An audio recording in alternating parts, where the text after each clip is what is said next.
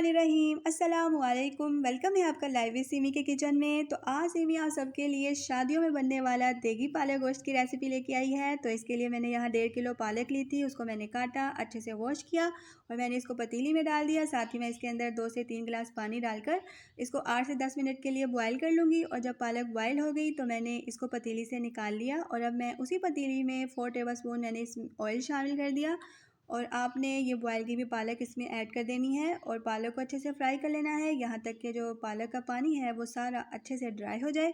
और जब पालक का पानी अच्छे से ड्राई हो जाए तो आपने इसके अंदर 1 कप मिल्क ऐड कर देना है।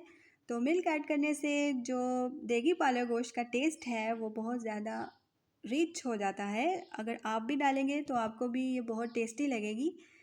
तो मिल्क को भी आपने उसके अंदर ड्राई होने तक ही जी पकाना है और उसके बाद इसको साइड पर रख लेना है। और अब गोश्त का मसाला बनाने के लिए मैंने यहाँ मटन लिया था हाफ़ के जी, उसको मैंने प्रेशर कुकर में डाला। साथ ही उसमें 1 table spoon ginger garlic paste, 1 table spoon नमक, 1 टेबल स्पून लाल मिर्च पाउडर, हाफ़ टी स्पून हल्दी, 1 दालचीनी की स्टिक, 2 हरी इलायची और 2 मीडियम साइज़ के प्याज स्लाइस में कटे हुए और 2 अदर टमाटर की पेस्ट डालकर तो पहले इनको मैंने अच्छे से मिक्स किया और फिर इसके अंदर मैंने 2 गिलास पानी शामिल कर दिए और कुकर को चला दिया 10 से 15 मिनट के लिए।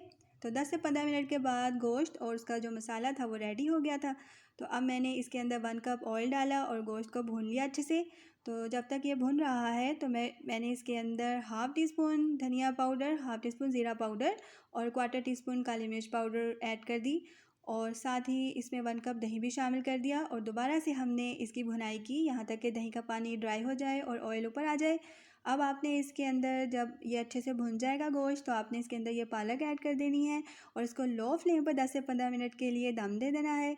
तो 10 से 15 मिनट के बाद मज़ेदार सी हमारी शादियों वाली देगी पालक गोश्त बनकर रेडी थी। तो उम्मीद करती हूँ आपको ये रेसिपी अच्छी लगी है। तो लाइक करें, शेयर करें और सब्सक्राइब करें।